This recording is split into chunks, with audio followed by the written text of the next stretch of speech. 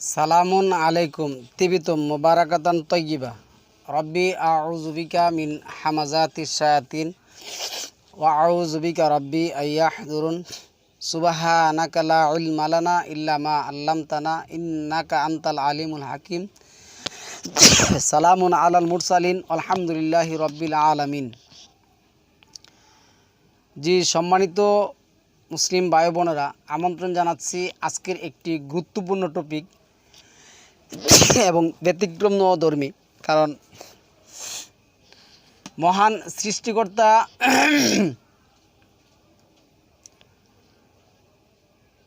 কোরআনের মাধ্যমে জিন সম্প্রদায়ের পরিচয় করছেন আমাদের সাথে। জিন সম্প্রদায়ের মধ্যে হতে যারা শয়তান ছিল তাদেরকে আল্লাহ চ্যালেঞ্জ করেছেন। পরে এই পৃথিবীতে সালামুন আলা আদমের মাধ্যমে আপনার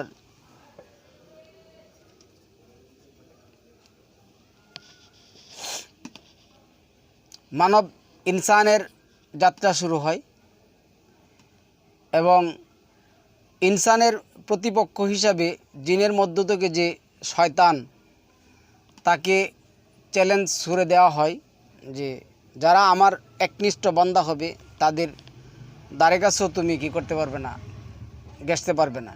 কিন্তু আপনার একই চ্যালেঞ্জ কিন্তু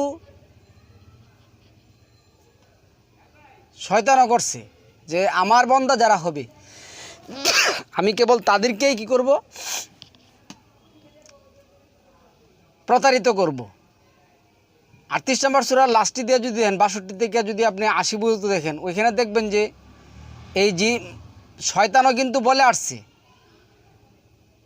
ইল্লা ইবাদিয়াল মুখলাসিন, যারা তোমার একনিষ্ঠ বান্দা হবে আমি তাদের দ্বারে কাছে যাব না। তো আজকে 1 মিনিটে একটা উত্তর দিয়ে আমি আমার মূল বক্তব্য শুরু করব। মূল বক্তব্য হলো আজকে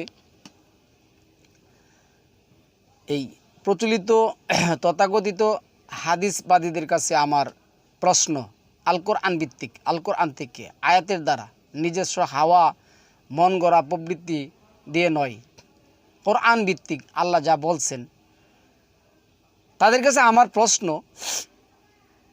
যারা নবীর ইবাদত করে, নবী মুহাম্মদের ইবাদত করে, নবী মুহাম্মদের পূজা করে, সালাদ, সিয়াম, রোজা, হজ, জাকাত, আর ছোটো ছোটো যা আছে দাড়ি রাখা, মুছ রাখা, কানে পানি দেওয়া, বিভিন্ন ধরনের টাকনুর নিচে কাপড়, মুসলমানি, এই সম্পর্কে আমি কিছু কথা বলবো মাঝে মধ্যে, আর কোরআন থেকে আপনাদেরকে আমি বলার চেষ্টা করব। তো একটা বোনের প্রশ্নের উত্তর, উনি আমাকে বললেন যে আপনাকে আমার কিছু বলার নেই, অনেক কিছু বলতে পারতাম, আপনি কেন নবী মুহাম্মদের প্রতি সম্মান জানালেন না? সম্মানিত বোন, আপনি মনে হয় ওইগুলি বুঝাইতে চাইছেন, মানব রচিত যে সমস্ত দোয়া দুরুদ আছে, মানে দুরুদ আছে, আল্লাহুম্মা সাল্লি আলা মুহাম্মদ সাইয়্যিদানা মাওলানা মুহাম্মদ নাহমাদুহু ওয়া নাস্তাঈনুহু ওয়া নাস্তাগফিরুহু ওয়া নাউযু বিল্লাহি মিন শুরুরি আনফুসিনা ওয়া মিন সাইয়্যাতি আমালিনা মাই ইয়াহদিল্লাহু ফালা মুদিল্লা লাহু ওয়া মাই ইউদ্লিলহু ফালা হাদিয়া লাহু ওয়া নাশহাদু আল্লা ইলাহা ইল্লাল্লাহু ওয়াহদাহু লা শারীকা লাহু ওয়া নাশহাদু আন্না মুহাম্মাদান আবদুহু ওয়া রাসূলুহু। হ্যাঁ, সালামুন আলা মুহাম্মদ, এই বিভিন্ন ধরনের এগুলি বোন আমরা বুঝাইতে চাইছেন। বোন, এগুলির কোথাও একটাও কোরআনের মধ্যে নেই। আমরা কোরআন অনুসরণ করি। আমাদের সংগ্রামটাই হলো এই মুহাম্মদের পূজারীদের সাথে, আমাদের সংগ্রামটাই হলো মানব রচিত বুহারি, তিরমিজি সহ যত বই দেখেন আমার পিছে, সমস্ত বইয়ের অনুসারীদের সাথে। এই বইগুলিকে এবং ইতিহাসের মুহাম্মদকে, যারা ইতিহাসে মুহাম্মদের পূজা করেন, দাড়ি টুপি জুব্বা জাব্বার পূজা করেন, তাদেরকে আল্লাহ চ্যালেঞ্জ করছেন। তাদেরকে আল্লাহ কি করছেন? চ্যালেঞ্জ করছেন। আমি আজকে এই কথাটি আপনাদের সামনে নিয়ে আসছি, আমি আজকে এই কথাগুলি বলবো।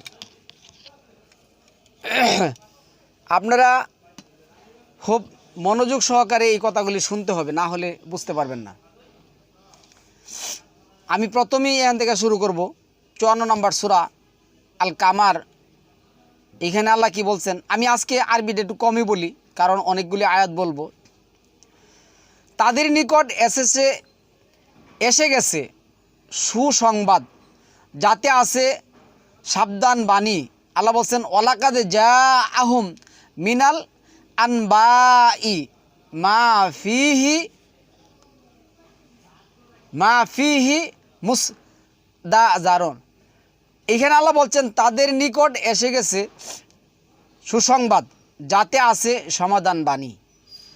তাহলে সালামুন আলা মুহাম্মদকে আল্লাহ বললেন ফারজিউল বাসারা হাল তারা মিন ফুতুর, তুমি দৃষ্টি দাও আমার সৃষ্টির দিকে।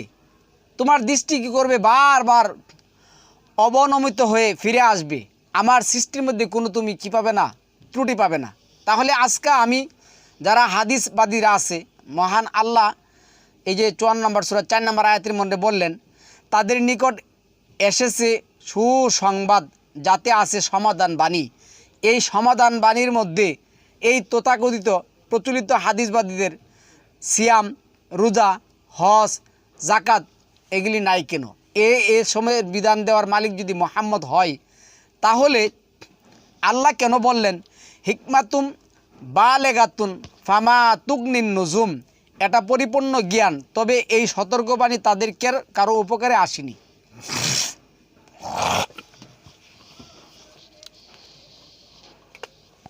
মাআদাল্লাহ রাব্বিক ফিল আরহাম। আচ্ছা, তারপরে কি আসছে দেখুন, অতএব তুমি তাদেরকে অপেক্ষা করো, যেই দিন আহ্বানকারী আহ্বান করবে এক ভয়াবহ পরিণামের দিকে, অপমানে অবনমিত নেত্রে। সেই দিন তারা কবর হতে বের হয়ে বিক্ষিপ্ত পঙ্গপালের মতন ছুটে আসবে। এই যে আল্লাহর যে বিধান, আল্লাহ ওই দিন কী করবেন, তাদেরকে একটা সতর্কতার মাধ্যমে অনফি হাফিসুর নূতুর আকৃতি দান করবেন এবং তাদেরকে হাসর করবেন। এই হাসরের মাধ্যমে এই সৃষ্টি শুরু থেকে শেষ পর্যন্ত যেই মানুষগুলি বারজাখ জীবনে আছে তাদেরকে একত্রিত করার মাধ্যমে যেই প্রশ্ন আল্লাহ করবেন এবং সমস্ত নবীদেরকে আল্লাহ যে জমায়েত করবেন, যেটা 9 নম্বর সূরা তাওবার 109 নম্বর আয়াতের মধ্যে, তারপরে 7 নম্বর সূরার 6 নম্বর আয়াতের মধ্যে আসছে। আর ওই দিন আমি সমস্ত নবী রাসূলকে একত্রিত করব, দাঁড় করাবো, তাদেরকে জিজ্ঞাসা করব। এই যে একটা আঞ্জামের বিধান, এই বিধানের মধ্যে নবী মুহাম্মদের কি আছে, অংশীদারিত্ব আছে। আমি এই প্রচলিত তথাকথিত হাদিসবাদীদের কাছে প্রশ্ন করবো, কোন হাতুবুর হানাকম যদি সত্যবাদী হয় তারা যেন তার প্রমাণ নিয়ে আসে। 8 নম্বর আয়াতের মধ্যে আল্লাহ বলছেন তারা আহ্বানকারীর দিকে ছুটে আসবে ভীত বিহবল হয়ে। কাফিরেরা বলবে এটা তো এক কঠিন দিন, এই দিন থেকে পলায়ন করার মতন সুযোগ নেই। আচ্ছা, তারপরে আসুন 52 নম্বর সূরা তুরের 34 থেকে 38 পর্যন্ত কি আসছে, ফালিয়াতু বিহাদিসি মিসলিহি ইন কানু সাদিকিন, তারা যদি সত্যবাদী হয় তাহলে এর সাদৃশ্য হাদিস, মানে আল্লাহর সাদৃশ্য হাদিস তারা নিয়ে আসুক। আল্লাহ এই চ্যালেঞ্জ করছেন তাদের নবীর মাধ্যমে, এবং এই চ্যালেঞ্জ কিন্তু প্রথম করছেন নবীকে। হে নবী, তোমাকে আমি বাণী বার্তাবাহক হিসাবে, রিসালাত প্রচারক হিসাবে কি করছি, মনোনীত করেছি। তুমি যদি আমার এই দায়িত্ব পালন না করো তাহলে কি করো, আমার হাদিসের মতন, মানে আমার কথার মতন একটা কথা তুমি কি করো, নিয়ে আসো। এটা তোমার কাছে আমার কি থাকলো, চ্যালেঞ্জ থাকলো। তথাকথিত এই হাদিসবাদীদের কাছে আমার প্রশ্ন, মহান আল্লাহ আজকে এই কোরআনের মাধ্যমে যা বলবেন, আমি যা বলবো, এর সাদৃশ্য কোনো একটা বিধান মুহাম্মদ আনতে পারবে কি? তাকে কি এই বিধানের মালিক করা হয়েছে, নাকি সে এই বিধানের মালিক নিজে নিজে সেজেছে? আপনারা খুব মন দিয়ে এই কথাগুলি শুনুন। তারপরে কি আসছে, আল্লাহ যেটা বলছেন আম খলিকু মিন গাইরি শাইইন আম হুমুল খালিকু, এনা তারা কি স্রষ্টা ব্যতীত সৃষ্টি হয়েছে, না তারা নিজেরাই স্রষ্টা। তাহলে মোহাম্মদ স্রষ্টা না হলে তো কোনো কিছুর বিধান দিতে পারবে না। আমি আপনাকে একটা কথা বলি, কোনো কিছু বলতে এই যে বলে যে নাকে পানি দিতে হবে সালাত আদায় করার সময়, যেটা আল্লাহ 5 নম্বর সূরা 6 নম্বর আয়াতে বলেন নাই, এই যে বিধানটা দেওয়ার মালিক তিনি সৃষ্টির স্রষ্টা না হলে তাহলেও দিতে পারবেন না। কারণ 37 নম্বর সূরার 96 নম্বর আয়াতের মধ্যে আল্লাহ বলছেন ওয়াল্লাহু খালাকাকুম ওমা তা'বুদুন, আল্লাহ তোমাদেরকে সৃষ্টি করেছেন এবং তোমরা যে আমলগুলি করবেন ওই আমলগুলিও আল্লাহই সৃষ্টি করেছেন। তাহলে যিনি সৃষ্টি করতে পারেন তিনিই তো হালেক, তিনিই তো একমাত্র হুকুমদাতা, আইনদাতা, বিধানদাতা এবং এগুলি আমাদের উপর ফারিদাকরণকারী। তাহলে এই বিধানগুলির মধ্যে আমি এই তথাকথিত হাদিসবাদীদেরকে প্রশ্ন করব, জিজ্ঞাসা করব যে ভাই এই বিধানগুলির মধ্যে আপনাদের এই প্রচলিত তথাকথিত যে ইতিহাসের মুহাম্মদ আছে কোনটার মধ্যে তার অংশীদারিত্ব আছে, তিনি অংশীদারিত্ব নিছেন। তারপরে আসছে নাকি তারা আকাশ ও পৃথিবী সৃষ্টি করেছে, বরং তারা তো অবিশ্বাসী। এই অবিশ্বাসীদেরকে আমি জিজ্ঞাসা করব আকাশ পৃথিবী সৃষ্টি করা এবং আকাশ এবং পৃথিবীর মধ্যে বিধান দেওয়া এগুলি কি মুহাম্মদের মালিক? এই মুহাম্মদ কি এগুলির মধ্যে অংশগ্রহণ করেছেন নাকি শুধু খালি দাড়ি টুপি টাপি জুব্বা জাব্বা তারাবি তাহাজ্জুদের নামাজের বিধান দেওয়ার মালিক? আমি তাদেরকে জিজ্ঞাসা করব। এরপর আল্লাহ 38 যারা বলছেন নাকি তাদের কোনো সিঁড়ি আছে যাতে আরোহণ করে তারা শ্রবণ করবে, থাকলে তাদের সেই শ্রোতা সুস্পষ্ট কি লেখছেন আল্লাহ সুস্পষ্ট প্রমাণ উপস্থিত করুক, তারা সুস্পষ্ট প্রমাণ উপস্থিত করুক। সৃষ্টিকর্তা কোথায় তাদের কাছে এই ওয়াদা করেছেন যে মুহাম্মদ বিধান দিতে পারে, মুহাম্মদ বিধানের মালিক? আমি তাদের কাছে প্রশ্ন রাখলাম। 29 নম্বর সূরা 19 নম্বর আয়াতের মধ্যে আসছে তারা কি লক্ষ্য করে না যে কিভাবে আল্লাহ সৃষ্টিকে অস্তিত্ব দান করেন, অতঃপর পুনরায় সৃষ্টি করবেন?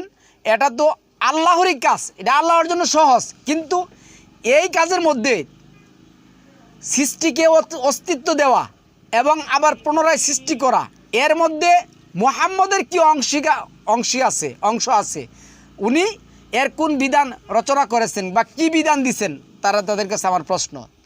এরপরে 29-20 নম্বর আয়াতের মধ্যে বলছে বলো পৃথিবীতে পরিভ্রমণ করো এবং অনুধাবন করো কিভাবে তিনি সৃষ্টি শুরু করেছেন, অতঃপর আল্লাহ পূর্ণবার সৃষ্টি করবেন। পরবর্তী সৃষ্টি আল্লাহ তো সর্ববিষয়ে সর্বশক্তিমান, মহান রব এগুলির ব্যাপারে সর্বশক্তিমান এবং উনি এগুলির উপর বিধানের এখতিয়ার রাখেন। কিন্তু সালামুন আলা মুহাম্মদ, আমরা যে মুহাম্মদকে কোরআন ভিত্তিক চিনি 47-2 অনুযায়ী, ওনার কি এই কাজ, ওনাকে কি এই কাজ করার জন্য পাঠিয়েছেন? না, কখনো না। তারপরে আল্লাহ জিরা বলছেন 54 নম্বর সূরার 4 নম্বর আয়াতের মধ্যে হুয়াল্লাযী খালাকাস সামাওয়াতি ওয়াল আরদা ফি সিত্তাতি আইয়ামিন সুম্মা ইসতাওয়া আলাল আরশ ইয়ালামু মা ইয়ালিজু ফিল আরদি ওয়া মা ইয়াখরুজু মিনহা ওয়া মা ইয়ানজিলু মিনাস সামাই ওয়া মা ইয়ারুজু ফিহা ওয়া হুয়া মাআকুম আইনা মা কুনতুম আল্লাহু বিমা তা'মালুনা বাসীর। তিনি 6 দিনে আকাশমণ্ডলীয় পৃথিবী সৃষ্টি করেছেন। আল্লাহ যখন 6 দিনে আকাশমণ্ডলীয় পৃথিবী সৃষ্টি করেন, আল্লাহ কি সালামুন আলা মুহাম্মদকে ডাকছিলেন? তাকে কি আল্লাহ অংশীদারিত্ব করছিলেন? এই 6 দিনে আকাশমণ্ডলীর যে আল্লাহ যেটা ওই যে 18 নম্বর সূরা 7 নম্বর আয়াতের মধ্যে দেখবেন বলছে যে আমি পৃথিবীতে কি করছি, সমস্ত গাছপালা সৃষ্টি করেছি পৃথিবী সৌন্দর্যমণ্ডিত করার জন্য। এর মধ্যে কি মুহাম্মদের কোনো বিধান আছে? উনি কি এই বিধানের মধ্যে অংশগ্রহণ করেছেন নাকি শুধু মানে 11টা 12টা বিয়া নিয়ে সেরা তর্ক বিতর্ক, তারপরে 6 বছরের মেয়ের নিয়ে তর্ক বিতর্ক, 6 বছরের মেয়ের নিয়ে বিয়ে, 6 বছরের মেয়ের বিয়ে করা, এই সমস্ত বিধান উনি কী করছেন, রচনা করেছেন? আচ্ছা, তারপরে আল্লাহ কি বলছেন দেখুন, তিনি জানেন যা কিছু ভূমিতে প্রবেশ করে এবং যা কিছু তা হতে বের হয় এবং আকাশ হতে যা কিছু নামে ও আকাশ হতে যা কিছু উৎক্ষিত হয়, এই সবের কাজ কি সালামুন আলা মুহাম্মদের? এই সমস্ত বিধানের কাজ কি নবী মুহাম্মদের কাম? তোমরা যেখানে থাকো না কেন তিনি তোমাদের সঙ্গে আছেন, তোমরা যা কিছু করো আল্লাহ তা দেখেন। এই যে আমরা যেখানে থাকি সেইখানে কি মুহাম্মদ থাকতে পারেন এবং মুহাম্মদ কি আমাদেরকে এভাবে বিধান দিতে পারেন?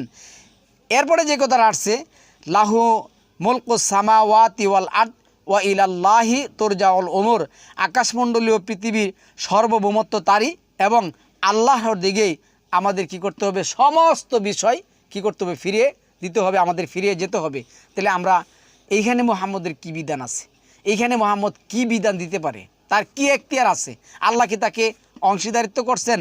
আল্লাহ যে এই 27 নম্বর সূরা 18 নম্বর সূরা 26 নম্বর আয়াতের মধ্যে যেটা বলছেন যে আর আমি আমার বিধানের মধ্যে কাউকে কি করি না, অংশীদারিত্ব করি না, তাহলে আল্লাহ কি মা আদাল্লাহ, ওই যে আবুল সরকারের মতন বলতে হবে যে আল্লাহর মা, যদিও আমি এটা সাপোর্ট করি না, অত্যন্ত ঘৃণা করি, নিন্দা করি এই সমস্ত কথাবাদী, কিন্তু প্রচলিত এই তথাকথিত হাদিসবাদীদেরকে আমি বলবো একটা স্থানে নিয়ে তোরা আজকে এই নাস্তিকতার মতন এগুলি গ্রহণ কর, করে সেরা এই চ্যালেঞ্জ গ্রহণ কর, করে সেরা আমার এই প্রশ্নের উত্তর দিয়ে পারলে দেখি, উত্তর পারলে দে।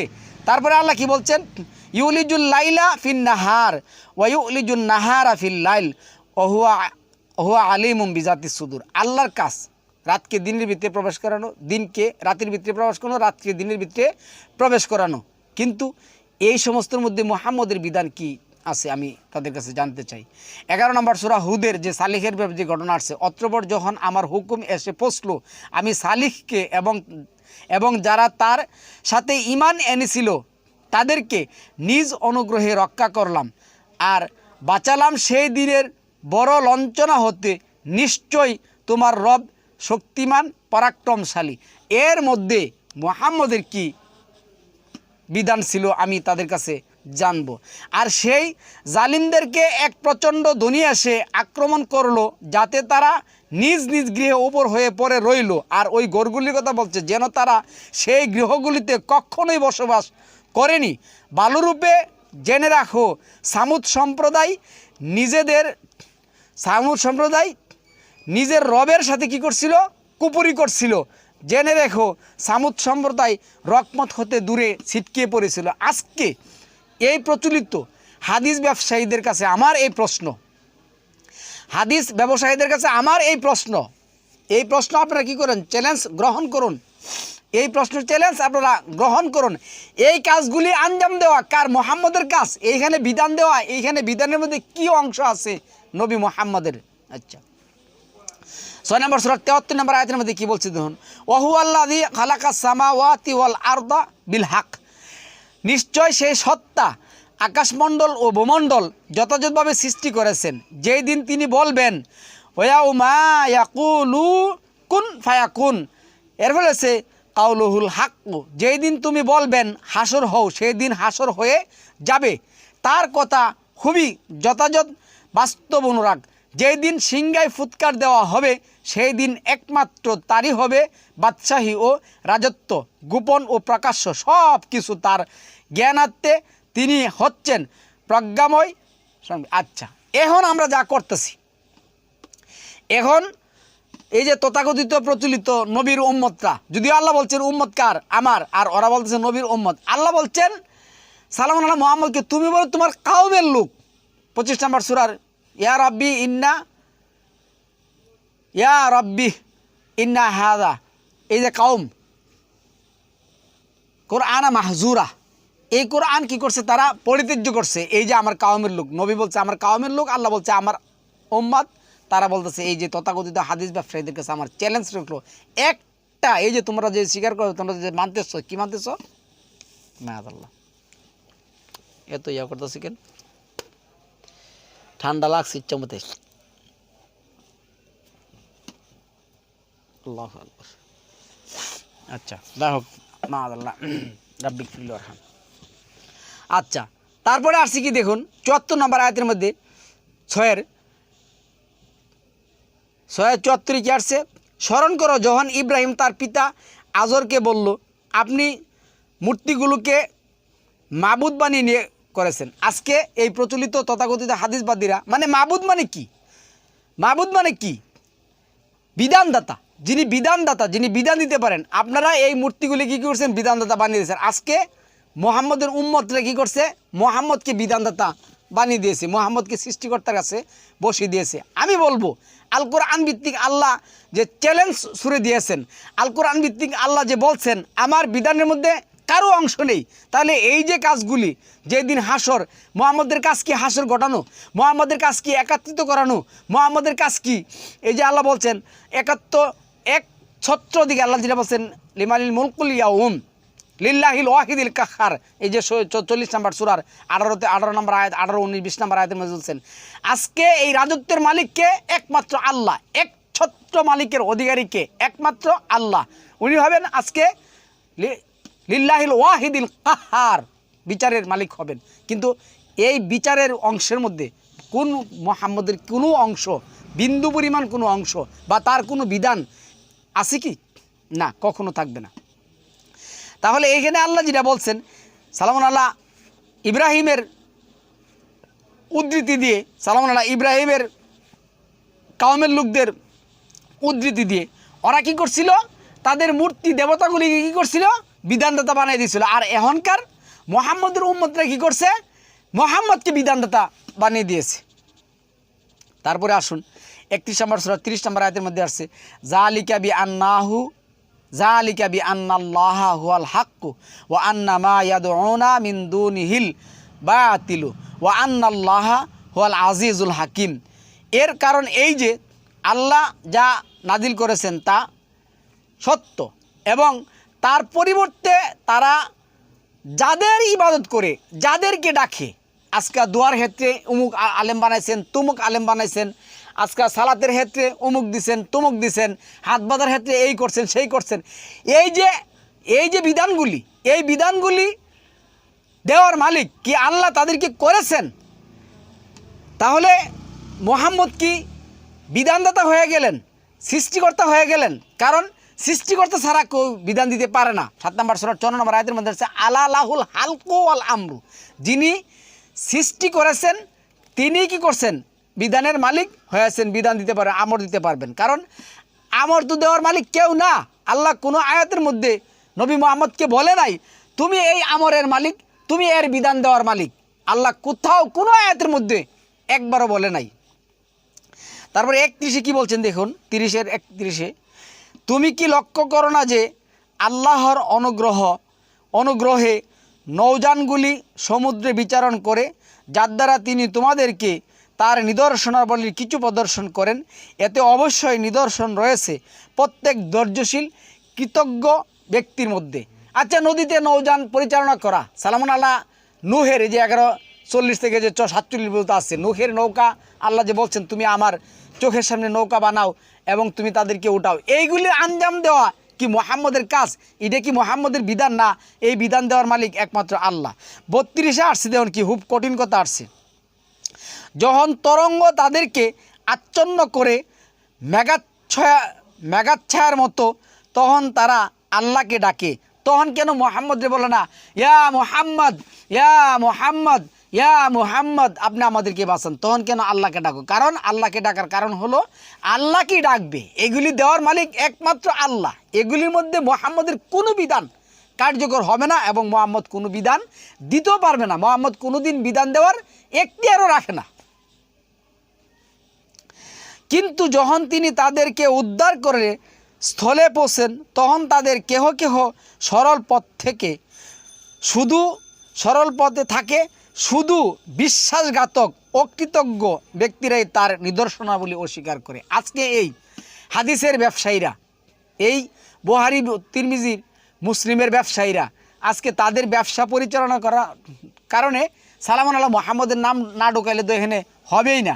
এই জন্য মুহাম্মদের নাম ঢুকাই মুহাম্মদকে কলঙ্কিত করে আজকে যে সমস্ত প্রশ্ন নাস্তিক এবং নাস্তিকদেরকে, নাস্তিক বলতে কিন্তু হিন্দু খ্রিস্টান ইহুদিকে বোঝায় না, কারণ হিন্দু খ্রিস্টান ইহুদি বুদ্ধজনে তাদের মধ্যে কেউ কেউ আছে কী করেন, সৃষ্টিকর্তার অস্তিত্ব স্বীকার করেন, কিন্তু তারা সৃষ্টিকর্তার বিধান মানেন না। যেমন প্রচলিত এই তথাকথিত হাদিসবাদীরা মানে না, ওরা তো মানে নাই, ওরা কি করছে, নিজেরা বিধান বানায় বসে মুহাম্মদের নাম দিয়েছিলেন। আজকে আমাদের প্রশ্ন হলো মুহাম্মদ কি বিধান দেওয়ার মালিক? সে কি বিধান দিতে পারে? 10 নম্বর সূরা 64 নম্বর আয়াতের মধ্যে আল্লাহ কি বলছেন, লাহুমুল বুশরা ফিল হায়াতিদ দুনিয়া ও ফিল আখিরা লা তাবদিলা লিকালিমাতিল্লাহ যালিকা হুয়াল ফাউজুল আজিম। তাদের জন্য সুসংবাদ রয়েছে পার্থিব জীবনে এবং পরকালেও। আল্লাহর বাক্যসমূহ কোনো পরিবর্তন হয় না, আল্লাহর বাক্য পরিবর্তন করতেও কেউ পারে না।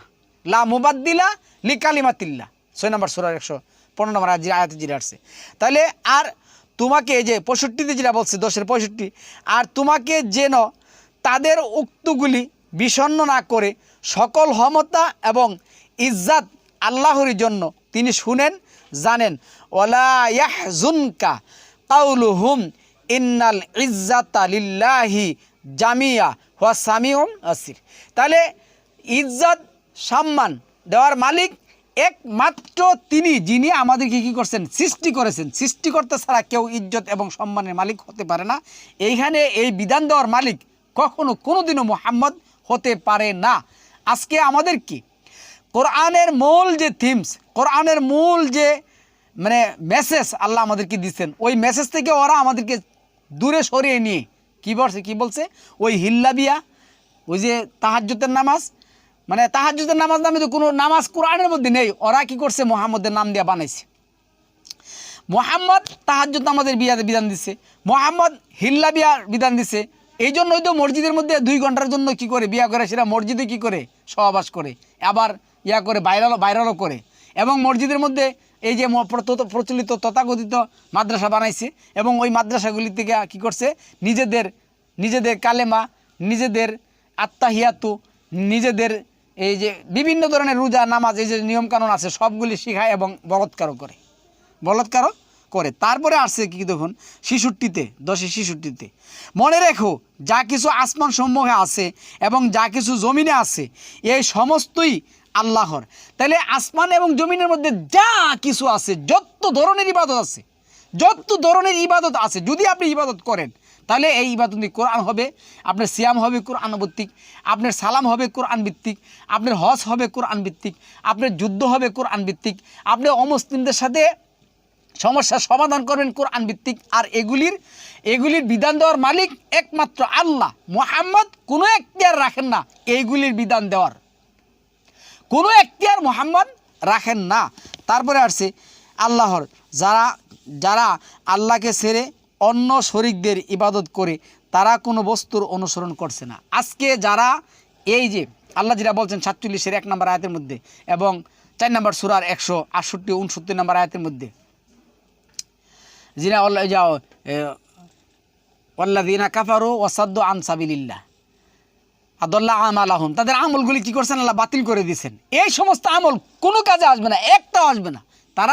তাদের কাছে কোনো দলিল নেই। এটা 40 নম্বর সূরা 35 নম্বর আয়াতের মধ্যে আল্লাহ যিনা বলছেন, আল্লাযীনা ইউজাদিলুনা ফি আয়াতিল্লাহি বিগাইরি সুলতান মা আতাহা, যাদের কাছে কোনো কি নাই, কোনো দলিল নাই, কিন্তু তর্ক বিতর্কের ক্ষেত্রে আপনি ওদের কাছে যেতে পারবেন। ওদের দাম্ভিকতা, ওদের অহংকার, এটা 40 নম্বর সূরা 56 নম্বর আয়াতের মধ্যে বলছে।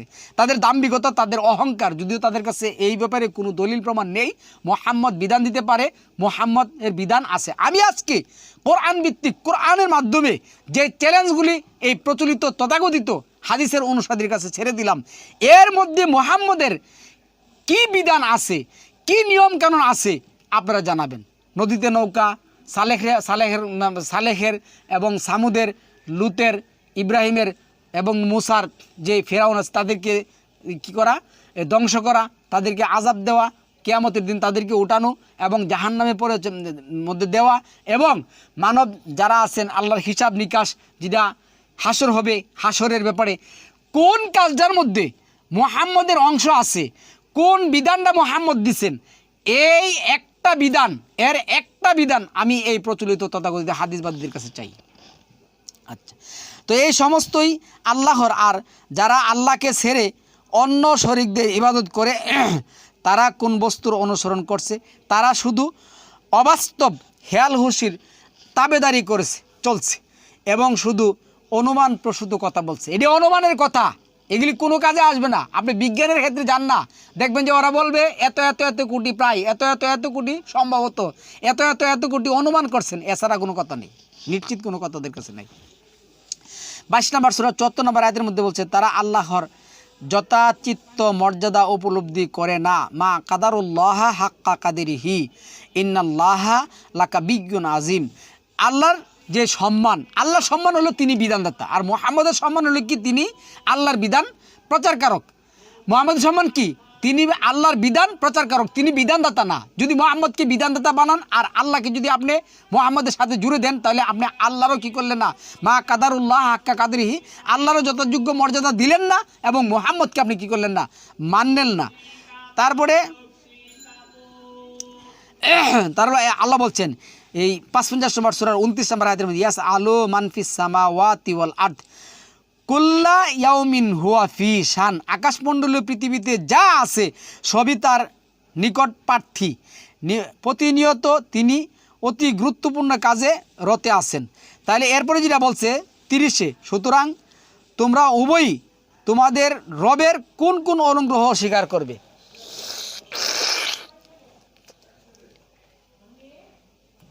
দেন কি পরিমাণ পানি, আলহামদুলিল্লাহ, আল্লাহ।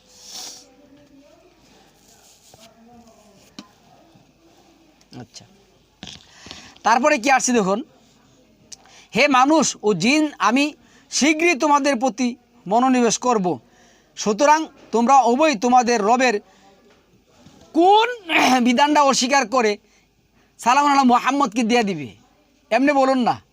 আচ্ছা, তারপরে 10 নম্বর সূরা ইউসুফের 92 নম্বর আয়াতের মধ্যে আসছে, এরপরে কি আসছে, ফাল ইয়াউমা নুনাজ্জিকা বিবাদা নিকা লিতাকু না লিমান হালফা কা আয়াত। এই না আল্লাহ যেটা বলছেন, অতএব আমি আজ তোমার লাশকে উদ্ধার করলাম। লাশ, এই যে লাশ আর বিরিয়ানি পাবেন, কিন্তু এই যে লাশ যে বললে, মরলে যে লাশ বলে, যে কি আসছে, হালফা কা আয়াত। আচ্ছা, এ আল্লাহ যেটা বলছে, তোমার পরবর্তী লোকদের জন্য উপদেশ গ্রহণের উপকরণ হয়ে থাকা। আর প্রকৃতপক্ষে অনেক লোক আমার উপদেশ বলি হতে উদাসীন হয়েছে। এই প্রচলিত তথাকথিত হাদিসবাদীরা যে আজকে উদাসীন হয়েছে কোরআন থেকে, আল্লাহর আয়াত থেকে, তাদের কাছে আমার প্রশ্ন, আল্লাহ ফিরাউনের লাশ কী করলেন, সংরক্ষণ করলেন, কিয়ামত পর্যন্ত এটা থাকবে। এই সংরক্ষণ কাজের মধ্যে বা এমন একটা বিধানের মধ্যে বা এমন একটা নিদর্শন মুহাম্মদের আছে, যে মুহাম্মদের সাথে যারা বেয়াদবি করছেন, যারা উতবা সাইবা মুগিরা আবু জাহেল আছে, তাদের কোনো লাশ মুহাম্মদ কি করতে পারছেন, সংরক্ষণ করতে পারছেন বা এ ধরনের একটা বিধান দিতে পারছেন। এই প্রচলিত তথাকথিত হাদিসবাদীদের কাছে আমার প্রশ্ন। 32-এর 5-এ যে কথাটা খুব গুরুত্বপূর্ণ কথা কি আসছে, ইউদাব্বিরুল আমরা মিনাস সামাই ইলাল আরদি সুম্মা ইয়ারজু ইলাইহি ফি ইয়াউমিন কানা মিকদারুহু আলফা সানাতিম মিম্মা তাউদ্দুন। তিনি আকাশ হতে পৃথিবী পর্যন্ত সমুদয় বিষয় পরিচালনা করেন। আকাশ এবং পৃথিবীর মধ্যে যা বিষয় আছে, যে কোনো বিষয় আছে, বুকে হাত বাঁধবেন কই, হাত উড়াবেন কদ্দূর, মানে কুলি করবেন কিভাবে, সালাত কিভাবে আদায় করবেন, হজ কিভাবে করবেন, যুদ্ধ কিভাবে করবেন, মানে বিধর্মীদের সাথে কি ব্যবহার করবেন, কিভাবে কি করবেন, সমস্ত নিয়মকানুন আল্লাহ কি করছেন, বলছেন, কি বলছেন, কই বলছেন, ইন্না দীনা ইনদাল্লাহিল ইসলাম। আল্লাহ বলছেন নিশ্চয় দিন হলো কি ইসলাম। ওরা বলতেছে কি ধর্ম কি, গেলে দেখবে এখন জান্নাত যাইলে বলবে যে তোমার ধর্ম কি, না আদাল্লাহ, ধর্ম কোনো শব্দ নয় ইসলাম ধর্মে। তাহলে ইন্না দীনা ইনদাল্লাহিল ইসলাম অমাখতালাফাল্লাযীনা উতুল কিতাবা ইল্লা মিন বাদি মা জাআহুমুল ইলম বাগিয়াম বাইনাহুম। আল্লাহর কাছে একমাত্র মনোনীত বিধান হলো যা আল্লাহ মানব জাতির জন্য কি করছেন, শান্তিপূর্ণ হিসেবে নাজিল করেছেন। কিন্তু এই বিধানের মধ্যে মুহাম্মদ কিভাবে বিধান দিতে পারে, মুহাম্মদ কিভাবে বিধানদাতা হতে পারে, কারণ হচ্ছে কি জানেন, আল্লাহ পরের কথা বলছেন অমাখতালাফাল্লাযীনা উতুল কিতাবা ইল্লা মিন বাদি মা জাআহুমুল ইলম বাগিয়াম বাইনাহুম। আল্লাহর কাছ থেকে সুস্পষ্ট বিধান আসার পর, কিতাব আসার পর তারা কি করছে জানেন, তাদেরকে হাজির করার জন্য, জাহির করার জন্য, হেতিউজ্জামান বদিউজ্জামান মুফতি মুহাদ্দিস মহিউসুন্নাহ বানানোর জন্য তারা কি করছে, মুহাম্মদের নামে মুহাম্মদকে বিধানদাতা বানিয়ে এই সমাজের মধ্যে কতগুলি অবান্তর, অবাস্তব, নোংরা, বেয়াদবিপূর্ণ কতগুলি হাদিসের নামে কতগুলি কথার নামে সংগ্রহ করে বলছে এটি মোহাম্মদ দিছে। মা আদাল্লাহ, সম্মানিত ভিউয়ার্স, আপনি আমি মুসলমানের ক্ষেত্রে কত পিছিয়ে রয়েছি। কোরআন কিভাবে আমাদেরকে সাহায্য করবে, কোরআন কিভাবে আমাদেরকে পথ দেখাবে, কোরআন কিভাবে আমাদেরকে পথ দেখাবে। আচ্ছা, তারপরে আসুন আল্লাহ কি বলছেন, জালিকা আলিমুল গাইবা ওয়া শাহাদাতিল আজিজুর রাহিম। তিনি দৃশ্য ও অদৃশ্যের পরিজ্ঞাতা, পরাক্রমশালী, পরম দয়ালু। আল্লাযী আহসানা কুল্লা শাইইন হালাকাহু। এরপরে হচ্ছে অবাদা হালকাল ইনসানি মিন তিন। তিনি যিনি তার প্রত্যেক সৃষ্টি করেছেন উত্তম রূপে এবং কাদামাটি হতে মানুষ সৃষ্টি করেছেন, কাদামাটি হতে মানুষ সৃষ্টি করেছেন। অত্রপর তার বংশ উৎপন্ন করেছেন তুচ্ছ তরল পদার্থ নির্যাস হতে। আচ্ছা, মানুষ সৃষ্টি করা, মানুষ আল্লাহ প্রথম মাটি দিয়ে সৃষ্টি করছেন, তারপরে দ্বিতীয় প্রক্রিয়া করছেন পানি থেকে সৃষ্টি করছেন, তারপরে তৃতীয় প্রক্রিয়া কী করছেন, মানুষের মধ্য থেকে এই তরল পদার্থ করে তরল নির্যাসের মাধ্যমে, যেটা 22 নম্বর সূরার 5 নম্বর আয়াত, 23 নম্বর সূরার 9 থেকে 14 নম্বর আয়াত, আরও অসংখ্য আয়াত আছে 38 নম্বর সূরার 62 থেকে 75, এরপরে 7 নম্বর সূরার 11 থেকে 26, তারপরে যদি আপনি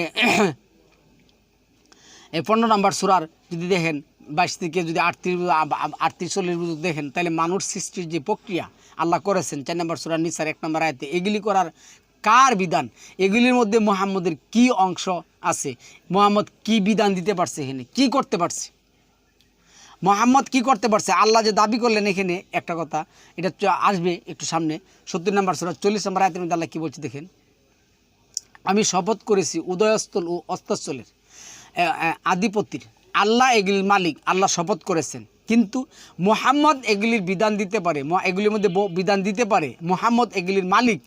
এর সপক্ষে এই প্রচলিত তথাকথিত হাদিসবাদীদের কাছে নামাজ, রোজা, হজ, জাকাত, ওই হাত কাটা কি বক্করস করে এই সমস্ত ফাইজলামি না নিয়ে আসা, এগুলি এই চ্যালেঞ্জ তোমরা কি করো, নাস্তিকদের মতন তোমরা গ্রহণ করো, পারলে দেখি। আল্লাহ বলছে উদয় অস্ত এবং অস্ত হচ্ছে উভয়ের মালিক আমি দাবি করছি, আমি কি করছি, আমি এর দাবিদার। কিন্তু মুহাম্মদ কি এর দাবিদার, মুহাম্মদ কি এর বিধান দিতে পারে, মুহাম্মদ কি উদয়াস্ত এবং অস্ত অস্টল বলে ব্যাপারে কোনো কিছু করতে পারে? তারপরে তাদের অপেক্ষা উৎকৃষ্ট মানব গোষ্ঠীর তাদের স্থলাভিষিক্ত করতে আমি কি অক্ষম নই। আমরা যদি আল্লাহর বিধান না মানি, আল্লাহ আমাদের কী করবেন, সরিয়ে দেবেন। তাহলে মুহাম্মদ কি বিধান দিয়ে রাখতে পারবেন? মুহাম্মদ কি বিধান দিয়ে কী করতে, এই যে আল্লাহ জিরে বললেন 50 নম্বর 33 নম্বর আয়াতের মধ্যে, ইয়া মাশারাল জিন্নি ওয়ালস, হে জিন এবং ইনসানের যুগাল, তোমরা যদি আমার বিধান না মানো, আমার নিয়মকানুন যদি না মানো, তাহলে তোমরা আমার পৃথিবী থেকে, আমি জানি তোমরা এটা পারবে না। এটা 17 নম্বর 55 নম্বর আয়াতের মধ্যে, তোমরা যদি পাথর আর হিজর হয়ে যাও, তাহলে কি আমার এই আযাব থেকে বাঁচতে পারবে? কখন না, বাঁচতে পারবে না। তারপরে 43 কি বলছেন, হ্যাঁ 42 আসছে, খুব সুন্দর কথা, নিজে 70-42 কি আসছে দেখেন, ফাজার হুম ইয়াহুদু ওয়াল আবু হাত্তা ইউ লাকু ইয়াউমা হুমুল্লাজি ইউ আদুন। অতএব তাদেরকে পাক বিতণ্ডা ক্রিয়াকৌতুকে মত্ত থাকতে দাও, যেই দিন সম্পর্কে তাদেরকে সতর্ক করা হয়েছিল তার সম্মুখীন হওয়া পর্যন্ত। সেই দিন তারা কবর হতে বের হয়ে দ্রুত বেগে মনে হবে তারা কোনো একটি লক্ষ্যস্থলের দিকে এগাচ্ছে। তারপরে এখানে আমি যেটা বলবো, এই যে আজকে দেখুন ওয়াজের মাঠ বেইজ্জতি ছাড়া, তর্ক বিতর্ক ছাড়া, মারামারি ছাড়া এই প্রচলিত তথাকথিত মোল্লাদের কয়টা ওয়াজ আছে? যদি জনগণ তাদেরকে বেইজ্জতি না করে, তারা একজন আরেকজনকে বেইজ্জতি করে, কী করে বেইজ্জতি করে। চলছে এভাবে তাদের দিন, চলতে থাকবে এভাবে, যে যতদিন আল্লাহ তাদেরকে সময় দিচ্ছেন। 56-62 থেকে আসছে দেখেন। আচ্ছা, তোমরা তো অবগত হয়েছ প্রথম সৃষ্টি সম্বন্ধে, তাহলে তোমরা অনুধাবন করো না কেন? প্রথম সৃষ্টি সম্পর্কে আমরা জানি যে এই সব কিছু আল্লাহর, এর মধ্যে মুহাম্মদের কোনো অংশ নেই। কারণ আচ্ছা, অংশ যদি থাকে, মুহাম্মদ কি ওয়াল আউয়ালু ওয়াল আহিরু ওয়াল জাহিরু ওয়াল বাতিন, তিনি কি সৃষ্টি শুরু, তিনি কি সৃষ্টির মধ্যে এখন আছেন? তিনি কি কেমন থাকবেন, শেষ পর্যন্ত থাকবেন? না, উনি নাই। ইন্নাকা মাইয়িত ওয়া ইন্নাহুম মাইয়িতুন, এই যে 39 30 বলছেন, তোমার পূর্বে আমি অনেক জনগোষ্ঠী কী করে সৃষ্টি করছি, তাদের মৃত্যু হয়েছে, তোমারও মৃত্যু হবে। তাহলে এমন একজন সৃষ্টিকর্তা ঈসার অনুসারীরা কি দোষ করলো? এমন একজন সৃষ্টিকর্তা যিনি আসছেন 63 বছর জিন্দিগিতে উনি চলে গেছেন। আমরা শুনি 63 বছর জিন্দিগিতে উনি চলে গেছেন। আমাদের দরকার শুধু নবুয়ত থেকে ওনার মৃত্যু পর্যন্ত। যাই হোক, তারপরে তোমরা যে বীজ বপন করো সেই সম্পর্কে চিন্তা করো কি? আল্লাহ এই বীজ ব্যাপারে, জমিনে যে বীজ তোমরা বপন করো ওই সম্পর্কে কি তোমরা চিন্তা করো? 56 63 আসছে, আচ্ছা 56 64 আসছে, তোমরা কি ওকে অঙ্কুরিত করো? না, আমি অঙ্কুরিত করি। আচ্ছা, বীজ অঙ্কুরিত করার মাধ্যমে মুহাম্মদের কী বিধান আছে? তাদের কাছে কিন্তু এক হাদিস আছে, মদিনায় আইসেরা ওই পুরুষ হিজুর গাছের কী জানে বলতে গেলে অনেক কাল লাগবে, পরের বছর ফলন কম হয়েছে, বলছে আমি এই ব্যাপারে কিছু জানি না, তোমরা এটা করো। একটা হিজুর গাছের আটি দিয়ে সেটা উনি বীজ অঙ্কুরিত করতে পারেন না, উনি নাকি বিধানদাতা হয়ে গেছেন। আচ্ছা, তারপরে আপনার 30 নম্বর সূরা 8 নম্বর আয়াতের মধ্যে আল্লাহ বলছেন, তারা কি নিজেদের অন্তরে ভেবে দেখে না যে আল্লাহ আকাশমণ্ডলী, পৃথিবী, এই দুই বইয়ের অন্তর্বর্তী সব কিছু সৃষ্টি করেছেন যথাযথভাবে এক নির্দিষ্ট কালের জন্য, কিন্তু মানুষের মধ্যে অনেকেই তাদের রবের সাক্ষাৎ অবিশ্বাসী। কারণ ওরা কি করছে? আল্লাহর বিধানকে কী করছে? বাক করছে। আল্লাহর বিধানকে বাক করে কি করছে? মুহাম্মদকে অংশীদারি বানাইছে। আর এর মাধ্যমে ওরা আল্লাহর সাথে সাক্ষাৎ করা কী করছে? ভুলে গেছে। আল্লাহকে বলছেন, তারা পৃথিবীতে ভ্রমণ করে না এবং দেখে না তাদের পূর্ববর্তীদের পরিণাম কীরূপ হয়েছে। শক্তিতে তারা ছিল তাদের অপেক্ষা প্রবল, তারা জমি চাষ করত, তারা পূর্ববর্তীরা ওটা আবাদ করত, তাদের অপেক্ষা অধিক তাদের নিকট এসেছিল তাদের রাসূলগণ সুস্পষ্ট নিদর্শনসহ। বস্তুত তাদের প্রতি জুলুম করা আল্লাহর কাজ ছিল না, বরং তারা নিজেরাই কী করছে? জুলুম করে ধ্বংস হয়েছে। 30 নম্বর সূরার 9 নম্বর আয়াতের মধ্যে আসছে। 13 নম্বর সূরা 8 নম্বর আয়াতের মধ্যে আল্লাহ কী বলছে দেখেন, আল্লাহু ইয়ালামু মা তাহমিলু কুল্লু উনসা ওমা তাগিদুল আরহামু ওমা তাসদু ওকুল্লা শাইইন ইনদাহু বিমিকদার। প্রত্যেক নারী যা গর্ভে ধারণ করে এবং জরায়ুতে যা কিছু কমে ও বাড়ে আল্লাহ তা জানেন, এবং তার বিধানের প্রত্যেক বস্তুকেই এক নির্দিষ্ট পরিমাণ করে আল্লাহ কী করছেন? সৃষ্টি করেছেন। এই যে নারীর গর্ভে সন্তান আসা এবং এগুলিকে রূপান্তরিত করা, এগুলির মধ্যে নবী মুহাম্মদের কী বিধান কার্যকর আছে, আমি এই প্রচলিত তথাকথিত হাদিসবাদীর কাছে পরে যেটা বলছেন, পরে আল্লাহ বলছেন, যারা অদৃশ্য ও যা দৃশ্যমান তিনি তা অবগত আছেন। মুহাম্মদ কি অদৃশ্য দৃশ্যমানের অবগত আছেন? না, সমস্ত উনি বলছেন ওই যে মানে এই 6 নম্বর সূরা 59 নম্বর আয়াতের মধ্যে, অদৃশ্য চাবিক এটি আমার কাছে নয়, এটা আল্লাহর কাছে। আচ্ছা, তোমাদের মধ্যে যে কথা গোপন রাহ এবং যে তা প্রকাশ করে রাতে যে আত্মগোপন করে এবং দিনে যে প্রকাশ্যে বিচরণ করে, তারা সমভাবে তার আল্লাহর জ্ঞানগোচর, উভয় আল্লাহর জ্ঞানগোচর। কিন্তু এইখানে কি মুহাম্মদের কোনো বিধান আছে? এখানে কিন্তু মুহাম্মদ কোনো বিধান দিতে পারে না, কখনো, কোনো দিনও না। 31-33 যে আসছে, হে লোক সকল, তোমরা তোমাদের রবকে ভয় করো এবং ভয় করো সেই দিনের, যেই দিন পিতা সন্তানের কোনো উপকারে আসবে না এবং সন্তানও কোনো উপকারে আসবে না তার পিতার। নিশ্চয় আল্লাহর প্রতিশ্রুতি সত্য, সুতরাং পার্থিব জীবন যেন তোমাদেরকে কিছুতেই প্রতারিত না করে এবং সেই প্রবঞ্চক যেন তোমাদেরকে কিছুতেই আল্লাহর সম্পর্কে প্রবঞ্চিত না করতে পারে। 34 বলছে, কিয়ামতের জ্ঞান, এই যেটাই বলছেন, কিয়ামতের জ্ঞান শুধু আল্লাহর নিকটে রয়েছে। তিনি বৃষ্টি বর্ষণ করেন এবং তিনি জানেন যা জরায়ুতে রয়েছে। কে জানে না আগামীকাল সে কি অর্জন করবে, এবং কেউ জানে না কোন স্থানে তার মৃত্যু ঘটবে। আল্লাহ সর্বজ্ঞ এবং সর্ববিষয়ে তিনি অবহিত। এই যে 34 মানে 30 31 34 আল্লাহ 5টা জিনিসের চ্যালেঞ্জ করলেন। এর মধ্যে মুহাম্মদের কী বিধান আছে? কি সে দিতে পারবে? কি সে দিতে পারবে? আজকে এই প্রচলিত তথাকথিত হাদিসবাদীরা কয়েকটা ইয়ানিয়াসীরা ওই যে কালেমা, নবীর নামে কালেমা কতগুলি বানাইছে, 5 কালেমা বানাইছে, যা একটা কোরআনের মধ্যে নয়, বরং এগুলির মধ্যে বানানোটির মধ্যে শিরকে ভরপুর, বানানোর মধ্যে কি শিরকে ভরপুর। তারপরে আসে 10 নম্বর সূরা 5 নম্বর আয়াতের মধ্যে আল্লাহ এমন যিনি সূর্যকে দীপ্তিমান এবং চাঁদকে আলোকময় বানিয়েছেন এবং ওর গতির জন্য মানজিল সমূহ নির্ধারণ করেছেন, যাতে তোমরা বছরসমূহের সংখ্যা ও হিসাব জানতে পারো। আল্লাহ এই সব বস্তু অযথা সৃষ্টি করেননি, তিনি এই প্রমাণসমূহ বিশাদভাবে আল্লাহনে বলছে, কি বলছেন, ইউফাসসিলুল আয়াতি লিকাউমি ইয়ালামুন।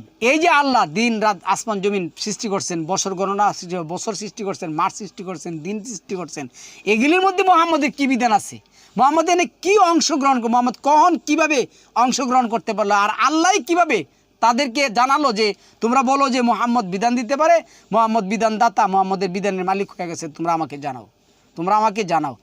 21-33 কি আসছে দেখেন, আল্লাহই সৃষ্টি করেছেন রাত ও দিন এবং সূর্য চন্দ্র, প্রত্যেককে নিজ নিজ কাজে নিজ নিজ কক্ষপথে আল্লাহ কী করেছেন, কুল্লুন ফি ফালাকি ইয়াসবাহুন, প্রত্যেকটাকে আল্লাহ কী করছেন, সুনির্দিষ্টভাবে কাজে লাগিয়েছেন। কিন্তু এই সময়ের মধ্যে মুহাম্মদের কী বিধান আছে?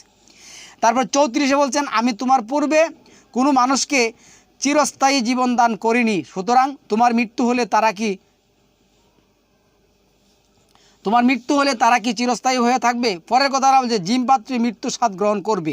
এর মধ্যে অমা যা আল না লিবাসারিন মিং কাবলিকাল হুলফ, জীবমাত্রই কী করতে হবে, মৃত্যুর স্বাদ গ্রহণ করবে, এটা চিরস্থায়ী সত্য, ইউনিভার্সাল ট্রুথ। 41-11 কি আসছে, অত্রপর তিনি আকাশের দিকে মনোনিবেশ করেন, যা ছিল ধূম্রপুঞ্জে বিশেষ। অত্রপর তিনি ওটাকে এবং পৃথিবীকে বললেন, তোমরা উভয়ই এসো, স্বেচ্ছায় অথবা অনিচ্ছায়। তারা বলল, আমরা এলাম আনুগত্য হয়ে। আমরা কি হলো? তারা বলল, কালাতা আতাইনা তাইরিন, আচ্ছা তাইরিন, তারা আসলো, বলল। তো এই যে আসমান এবং জমিন সৃষ্টি করা, আসমান এবং জমিনের আনুগত্য মালিক হওয়া, এর মধ্যে কি মুহাম্মদের কোনো বিধান আছে? মুহাম্মদ কি এর মধ্যে কোনো বিধান দিতে পারবে? মুহাম্মদ কি আসমান এবং জমিনের আয়ত্তকারী? অত্রপর তিনি আকাশমণ্ডলীকে 2 দিনে 7ম আকাশে পরিণত করেন এবং প্রত্যেক আকাশে উহার বিধান ব্যক্ত করলেন, এবং আমি নিকটবর্তী আকাশকে সুশোভিত করলাম প্রদীপমালা দ্বারা এবং করলাম সুরক্ষিত। এটাকে পরাক্রমশালী সর্বজ্ঞ আল্লাহর ব্যবস্থাপনা আসমান এবং জমিন সৃষ্টি করেছেন। এই যে 71 নম্বর সূরা 16 নম্বর আয়াতের মধ্যে আল্লাহ বললেন, এবং 65 নম্বর সূরা 12 নম্বর আয়াতের লাস্টে যে আল্লাহ বললেন, আর আমি কি করছি, 7 আসমান স্তরে স্তরে সৃষ্টি করেছি, অনুরূপ 7টি জমিনে সৃষ্টি করেছি, এবং 7ম আসমানের উপর আমি কি করছি, সূর্যকে ফিট করেছি, এবং প্রত্যেকটা আসমান এবং জমিনের মধ্যে ইদাব্বিরুল আমি কি করি, আমার আমর কার্যকর হয়ে থাকে। তাহলে মুহাম্মদ এই আসমান এবং জমিনের মধ্যে বিধান দেওয়া এবং বিধান দিয়ে কার্যকর করা কি মালিক কোনোদিন হতে পারবে? কোনোদিন না, কোনো বিধান তার এখানে কার্যকর হবে না, মুহাম্মদ বিধান দাতাও না। এরপরে আল্লাহ যেটা বলছেন, অত্রপর তিনি আকাশমণ্ডলীকে 2 আছে, যাই হোক, তবু তারা যদি মুখ ফিরিয়ে নেই, তাহলে বলো, আমি তো তোমাদেরকে সতর্ক করছি এক ধ্বংসাত্মকর শাস্তি আদ ও সামদ জাতির অনুরূপ। মুহাম্মদ ছিলেন ফাইন আরাদু ফাকুল আনজার তুকুম, আমি তো একজন সতর্ককারী, আমি তোমাদেরকে সতর্ক করছি, তোমাদের পূর্ববর্তী এগুলি করেছিল খাইছি শামা। তারপরে 29-21 কি আসছে দেখুন, তুমি কি দেখো না যে আল্লাহ আকাশ হতে বাড়ি বর্ষণ করেন, অত্রপর ভূমিতে নির্ঝর রূপে প্রবাহিত করে এবং তর দ্বারা বিবিধ বর্ণের ফল উৎপন্ন করে, অত্রপর ওটা শুকিয়ে যায় এবং তোমরা ওটা পিত বর্ণ দেখতে পাও, অবশেষে তিনি ওটা হরকোটায় পরিণত করেন। এতে অবশ্যই উপদেশ রয়েছে বুধশক্তি সম্পন্নদের জন্য। আজকে যদি আমরা যারা কোরআন ভিত্তিক চিন্তা ভাবনা করি, কোরআনকেই মানি, মুহাম্মদকে বিধানদাতা মানি না, যারা মুহাম্মদকে বিধানদাতা মানে, তাদের কাছে আল্লাহর এই প্রশ্ন, এই কাজগুলি করার মাধ্যমে মুহাম্মদের কোনো কি অংশ আছে? আর যদি না থাকে তাহলে সে কিভাবে বিধানদাতা হতে পারে? তোমরা কি একটু চিন্তা ভাবনা করবে না? 22 কি আসছে, আল্লাহ ইসলামের জন্য আল্লাহ ইসলামের জন্য যার বক্ষ উন্মোচন করে দিয়েছেন এবং যে তার রবের আলোকে আছে সে কি তার সমান, যে এগুলি নিয়ে সেরা এই যে কালিমা, নামাজ, রোজা, হজ, জাকাত মানব বিরোচিত তথাকথিত হাদিস ব্যবসায়ীদেরকে আল্লাহ প্রশ্ন করছেন। আচ্ছা, তারপরে 30-24 আমরা তো 30-24 দেখুন আল্লাহ কি বলছেন, এবং তার নিদর্শনাবলী রয়েছে যে তিনি তোমাদেরকে প্রদর্শন করে বিদ্যুৎ, ভয়, ভরসা সঞ্চার রূপে, এবং তিনি আকাশ হতে বাড়ি বর্ষণ করেন এবং তার দ্বারা ভূমিকে ওর মৃত্যুর পর পুনর্জীবিত করেন। এতে অবশ্যই নিদর্শন রয়েছে বুদ্ধশক্তি সম্পন্ন সম্প্রদায়ের জন্য। এইখানে কি মুহাম্মদের কোনো এখতিয়ার আছে? মুহাম্মদের কোনো বিধান আছে? মুহাম্মদ কি আকাশ থেকে বৃষ্টি বর্ষণ করতে পারেন এবং মুহাম্মদ কি এই বৃষ্টিকে যথাযথ উপায়ে সংরক্ষণ করতে পারেন, অপসারিত করতে পারেন এবং জমিকে কি করতে পারেন, পুনর্জীবন দিতে পারেন এবং এগুলির মধ্যে বিভিন্ন নানা পদ কী করছেন, ফসল উৎপন্ন করতে পারেন? এর বিধানের মধ্যে কোনো অংশ আছে? তারপরে তার নিদর্শনের মধ্যে রয়েছে যে তারই আদেশে আকাশ ও পৃথিবী স্থিত। অতঃপর তিনি আল্লাহ যখন তোমাদেরকে মাটি হতে ওঠার জন্য একবার আহ্বান করবেন তখন তোমরা উঠে আসবে। আকাশমণ্ডলীয় পৃথিবীতে যা কিছু আছে তা তারই, সবাই তার আজ্ঞাবহ। তাহলে সালামুন আলা মুহাম্মদ আজ্ঞাবহ না? উনি হলেন বিধানদাতা নাকি?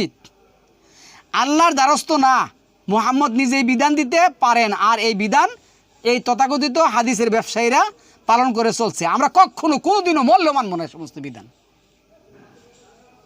আচ্ছা, 23 নম্বর সূরা মুমিনুন 18 নম্বর আয়াতের মধ্যে বলছেন, এবং আমি আকাশ হতে বাড়ি বর্ষণ করি পরিমিতভাবে। কীভাবে পরিমিতভাবে বলছে?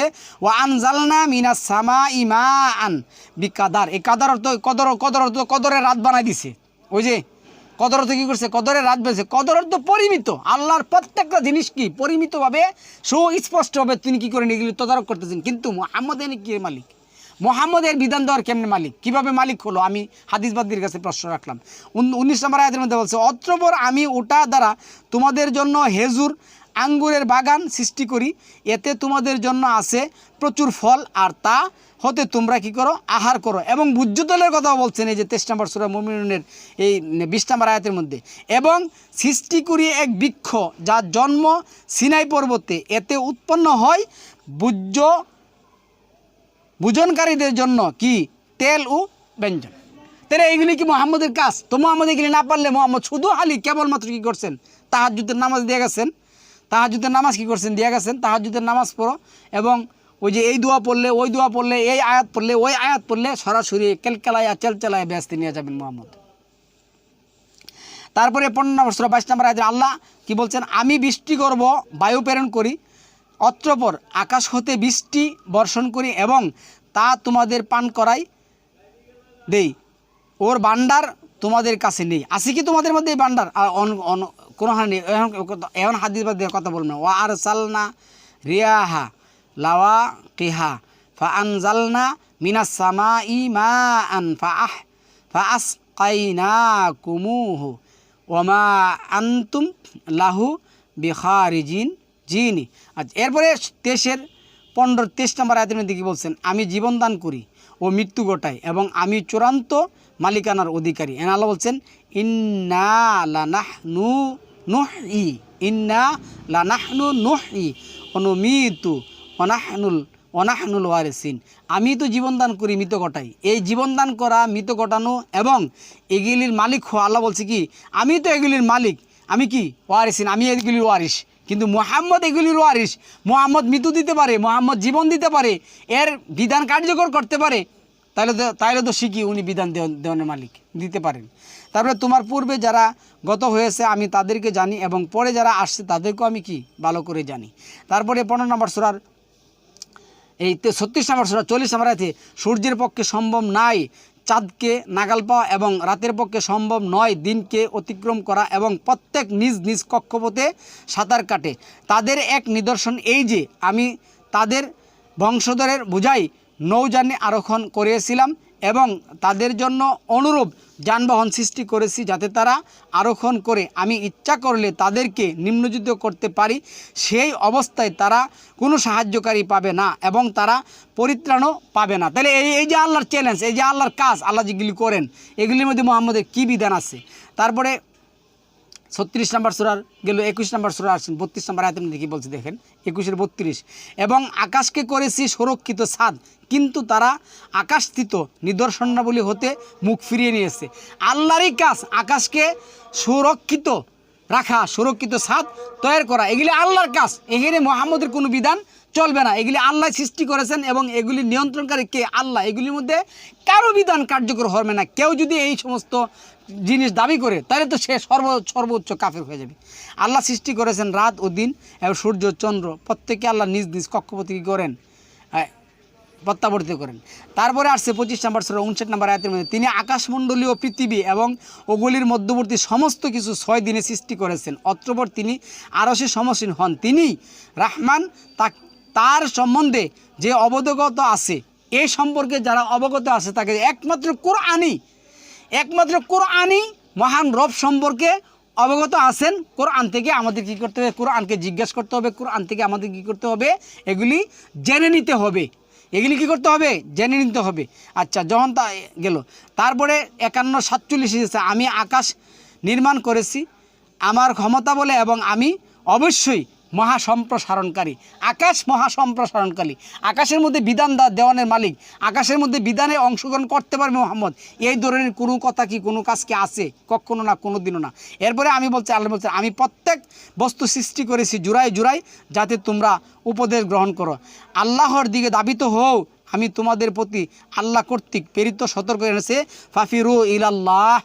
মুহাম্মদ বলছে আল্লাহর দিকে দাবিত হও, আল্লাহ বিধানদাতা। আর এই প্রচলিত তথাকথিত হাদিসবাদেরা বলছে তোমরা মুহাম্মদের হাদিস মেনে নেও। আল্লাহ এরপরে কি বলছে, মুহাম্মদ কি বলছে দেখুন, ইন্নী লাকুম মিনহু নাজিরুম মুবিন।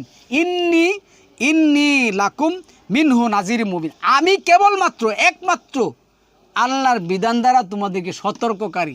এই কোরআন দ্বারাই এখানে গেল প্রমাণ হলো। তারপরে 24-43 তুমি কি দেখো না, আল্লাহ সঞ্চারিত করেন মেঘমালাকে, অতঃপর তাদের একত্রিত করেন এবং পরে পুঞ্জীবিত করেন। অতঃপর তুমি দেখতে পাও ওর মধ্য হতে নির্গত হয় বাড়ি দ্বারা আকাশস্থিত শিলাস্তূপ হতে তিনি শিলা বর্ষণ করেন এবং এর দ্বারা তিনি যাকে ইচ্ছা তার উপর হতে ওটা অন্য দিকে ফিরিয়ে দেন। মেঘের বিদ্যুৎ জলক দৃষ্টিশক্তি প্রায় কেড়ে নেই। এটা 13 নম্বর সূরা 13 নম্বর আয়াতের মধ্যে সরাসরি বলছেন, আমি আকাশে কী করে বিদ্যুৎ সৃষ্টি করি এবং সে এই যে আমরা যেটা সরাসরি যেটা বলি ঠাটা দিয়ে যায় মানুষ মারে, এটা আল্লাহরই কাজ, মুহাম্মদের কাজ না। আল্লাহ দিন ও রাতের পরিবর্তন ঘটান, এতে শিক্ষা রয়েছে অন্তর্দৃষ্টি সম্পন্ন লোকের মধ্যে। ইউকালিবু লাহা লাইলা নাহার। আল্লাহ এগুলি কী করেন, এগুলির মধ্যে মুহাম্মদের কোনো অংশগ্রহণ নাই, মুহাম্মদ অংশগ্রহণ করতে পারেন না। 30 নম্বর সূরা 42 নম্বর আয়াতের মধ্যে আল্লাহ বলছেন, তোমরা পৃথিবীতে পরিভ্রমণ করো এবং দেখো তোমাদের পূর্ববর্তীদের পরিণাম কি হয়েছে। তাদের অধিকাংশই ছিল মুশরিক। এই যে মুশরিক, এই আজকে সালামুন আলা মুহাম্মদকে কি বানাইছেন? বিধানদাতা বানায়াসীরা, তারা যে শিরক করছেন তাদেরকে স্মরণ করে দিয়েছেন, তোমরা পূর্ববর্তীদের নিয়ম কানুন আচার অনুষ্ঠান দেখো তারা কি করছিল। তারাও তোমাদের মতন অংশীদার কি করছিল, তৈরি করছিল, যার কারণে আমি এদেরকে পিছিয়ে দিয়েছি। তুমি সরল দিনের নিজে প্রতিষ্ঠিত করো। আল্লাহর নির্দেশ অনির্বার্য দিন আসার পূর্বে সেই দিন মানুষ বিভক্ত হয়ে পড়বে। যে কুফরি করে কুফরি শাস্তি তারই, যারা সৎ কাজ করে তারা নিজেদেরই জন্য রচনা করে শান্তির আবাসন। আচ্ছা, তারপরে যেটা বলবো সমৃদ্ধি আসছে, এই যে 21-31 যেটা আসছে, এবং আমি পৃথিবীকে সৃষ্টি করেছি সুদূর পর্বত যাতে পৃথিবী তাকে নিয়ে এদিক ওদিক ডলে না যায় এবং আমি তাতে করে দিয়েছি প্রশস্ত পথ যাতে তারা গন্তব্যস্থলে পৌঁছতে পারে। এগুলি কার কাজ? আল্লাহর কাজ। এখানে মুহাম্মদের কোনো বিধান কার্যকর হবে না। এবং আকাশকে করেছি সুরক্ষিত ছাদ কিন্তু তারা আকাশস্থিত নিদর্শনাবলী হতে মুখ ফিরিয়ে নিয়েছে। তারপরে 15 নম্বর সূরা 53 নম্বর আয়াতের মধ্যে আল্লাহ কি বলছেন, তিনি দুই সমুদ্রকে মিলিতভাবে প্রবাহিত করেছেন, একটি মিষ্টি সুপ্রেয় এবং অপরটি লবণাক্ত খর। এ উভয়ের মধ্যে রেখে দিয়েছেন এক অন্তরায়, এক অনবদ্য ব্যবধান। এই যে আল্লাহ যেটা বললেন, এই যে ওহু আল্লাযী মারাজাল বাহরাইনি হাজা আজবুন ফুরাতু ওয়াহাদা মিলহুন উজাজুন, এরপর যেটা আছে ওজা আলা বাইনাহুমা বারজাহু হিজরাম মাহজোরা। এই যে আল্লাহ কাজটা করলেন, তিনি দুই সমুদ্রকে মিলিতভাবে কী করলেন, প্রবাহিত করলেন। দুই সমুদ্রের পানি দুই ধরনের, কিন্তু একটা আরেকটা বলে না, একটা লবণাক্ত একটা মিষ্টিও। এগুলির মধ্যে মুহাম্মদের কী বিধান আছে, এখানে মোহাম্মদ কী করতে হবে? এরপরে আল্লাহ যেটা বলছেন ওহু আল্লাহ দিয়ে খালাকা মিনাল মা ই বাসারাম ফাজা আল নাহু নাসাবা ওয়া সিহরা ওয়া কানা রব্বুকা কাদির, এবং তিনি মানুষ সৃষ্টি করেছেন পানি হতে, অতঃপর তিনি তার বংশগত ও বৈবাহিক সম্পর্ক স্থাপন করেছেন, তোমার রব সর্বশক্তিমান। তারা আল্লাহর পরিবর্তে এমন কিছুর ইবাদত করে যা তাদের উপকারও করতে পারে না, অপকারও করতে পারে না। কাফিরাতে তো স্বীয় রবের বিরোধিতা করে। রবের বিরোধিতা করা এটাই যে কাউকে এই বিধানের মালিক বানানো, কেউ বিধানের মালিক হতে পারে না। আমি যে বলছিলাম আল্লাহ কী করছেন, পানি থেকে সৃষ্টি করছেন। এই যে দেখেন এই 45 নম্বর সূরার মানে 24 নম্বর সূরা 45 নম্বর আয়াতের মধ্যে কী আসছে যে আল্লাহ সমস্ত জীব সৃষ্টি করেছেন পানি হতে, ওদের কতক পেট ভর দিয়ে চলে এবং কতক দু পায়ে ভর করে চলে এবং কতক চলে 4 পায়ে। আল্লাহ যা সৃষ্টি করেছেন, আল্লাহ সর্ববিষয়ে সর্বশক্তিমান। আমি তো সুস্পষ্ট নিদর্শনাবলী অবতরণ করেছি, আল্লাহ যাকে ইচ্ছা সরল সঠিক পথে প্রদর্শন করান। আল্লাহ যদি এই প্রচলিত তথাকথিত হাদিসবাদীদেরকে সরল সঠিক সত্য পথে পরিচালিত করতেন, তাহলে ওরা কি করতো না, আজকে এই গুমরাহের পথে পা বাড়ায় সেরা আল্লাহর সাথে কাউকে বিধানদাতা বানাইতো না। 13 নম্বর সূরা 3 নম্বর আয়াতে আল্লাহ বলছেন, তিনি ভূপৃষ্ঠকে বিস্তৃত করেছেন এবং উতে পর্বত ও নদী সৃষ্টি করেছেন এবং প্রত্যেক প্রকারের ফল সৃষ্টি করেছেন জোড়ায় জোড়ায়। তিনি দিনকে রাতের দ্বারা আচ্ছাদিত করেন। এবারে অবশ্যই নিদর্শন রয়েছে চিন্তাশীল সম্প্রদায়ের জন্য। তাহলে চিন্তাশীল সম্প্রদায় কারা? যারা একমাত্র মহান রবকে বিধানদাতা মানেন। কী ক্ষেত্রে? সর্বক্ষেত্রে, সালাতের ক্ষেত্রে, রোজার ক্ষেত্রে, সিয়ামের ক্ষেত্রে, যে কোনো কিছুর ক্ষেত্রে একমাত্র সৃষ্টিকর্তা বিধানদাতা মানেন। পৃথিবীতে রয়েছে পরস্পর সংলগ্ন ভূখণ্ড, উতে আছে আঙ্গুর, কানন, শস্যক্ষেত্র, একাধিক শির বিশিষ্ট অথবা এক শির বিশিষ্ট খেজুর বৃক্ষ সিজ্জিত এক পানিতে এবং ফল হিসাবে ওগুলি কতককে কতকের উপর আমি শ্রেষ্ঠত্ব দিয়ে থাকি। অবশ্যই বুদ্ধশক্তি সম্পন্ন সম্প্রদায়ের জন্য আছে চিন্তাশীল। বুদ্ধশক্তি সম্পন্ন ব্যক্তি কারা? যারা কোরআনকে একমাত্র বিধানদাতা মানে, যে কোরআন একমাত্র, কোরআনের মাধ্যমে একমাত্র বিধানদাতা হলে আল্লাহ মুহাম্মদ কখনো বিধান দিতে পারেন না। তারপরে সম্মানিত এখানে আল্লাহ 6 নম্বর সূরা 38 নম্বর আয়াতের মধ্যে যেটা বলছেন, ওমা মিন দাব্বাতিন ফিল আরদি ওয়ালা তাইরি ইয়াতিরু বিজানাহাই, এর আছে ইল্লা উমামুন আমসালুকুম। এই যে আল্লাহ কি বলছেন, ভূপৃষ্ঠে চলাচলকারী প্রত্যেকটি উম্মত এবং বায়ুডানা, এই যে বায়ুমণ্ডলের ডানা সাহায্যে উড়ন্ত প্রত্যেকটি পাখি তোমাদের নেই এক একটি জাতি, মানে জাতীয় আরবি কি, জাতির আরবি কি? উম্মাত। তাহলে এর সৃষ্টিকর্তা কে? আল্লাহ আসমান এবং জমিনে যা কিছু দুই চোখ দিয়া দেখেন, এর সৃষ্টিকর্তা কে? এখানে মোহাম্মদ কোন পাখি সৃষ্টি করছেন? এখানে মোহাম্মদ কোন যন্ত্রটা সৃষ্টি করছেন? কি সৃষ্টি করছেন? কেন আমরা বলছি যে মোহাম্মদের উম্মত? মোহাম্মদ কে আমাদেরকে সৃষ্টি করছেন?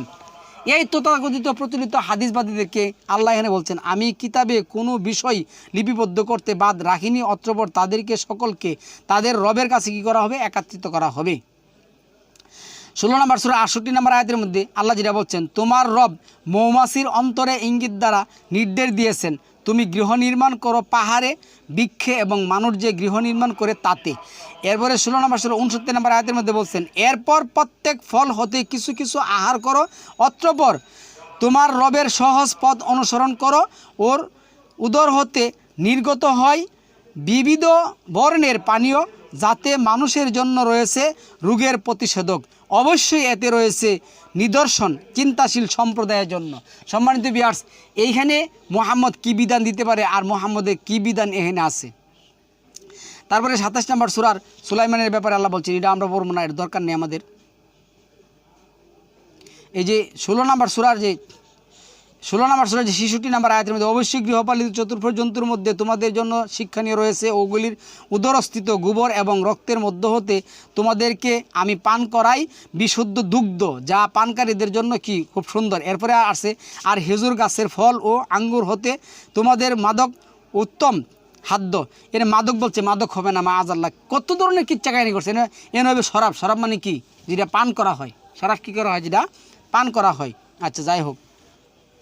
এরপরে তোমার রব মৌমাছির অন্তরে ইঙ্গিত দ্বারা নির্দেশ দিয়েছেন গৃহ নির্মাণ করে গেলে বলছে। এই হানের মধ্যে মুহাম্মদের কোনো বিধান থাকতে পারে না।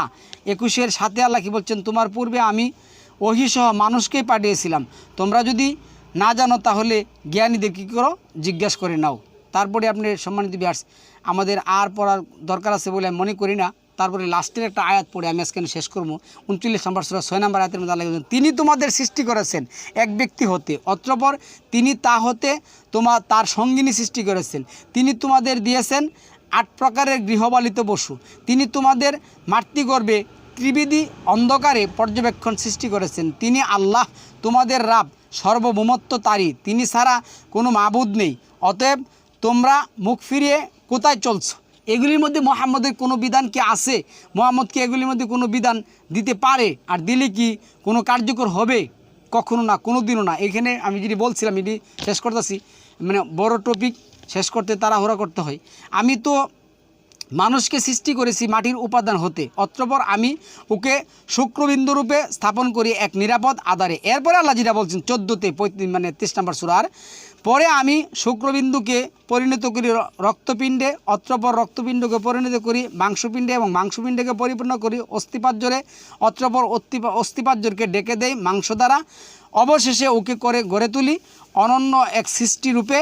অতএব লেখছে ফাতাবারাকাল্লাহু আহসানুল খালিকিন, অতএব নিপুণত স্রষ্টা কত মহান করে তোমাদেরকে কী করছেন, সৃষ্টি করেছেন। তো সম্মানিত ভিউয়ার্স, আমরা আজকে জানতে পারলাম আল কোরআনের মাধ্যমে পৃথিবীতে যা কিছু সৃষ্টি হয়েছে, আল্লাহ সৃষ্টি করেছেন, তার মধ্যে মুহাম্মদের কোনো বিধান নেই এবং মুহাম্মদ কোনো বিধানদাতাও না। আর যদি কেউ মুহাম্মদকে বিধানদাতা মনে করে, তাহলে আমরা কি করব, তাকে সে তো আর ইয়া হবে না, সে তো বলা যায় না যে তোমরা আমাকে বিধানদাতা মনে করো। তাহলে আমরা ভুল পথে পরিচালিত হবো। আল্লাহ আমাদেরকে ক্ষমা করুক। সালামুন আলাইকুম তিবিতু মুবারাকাতুন তয়্যিবা।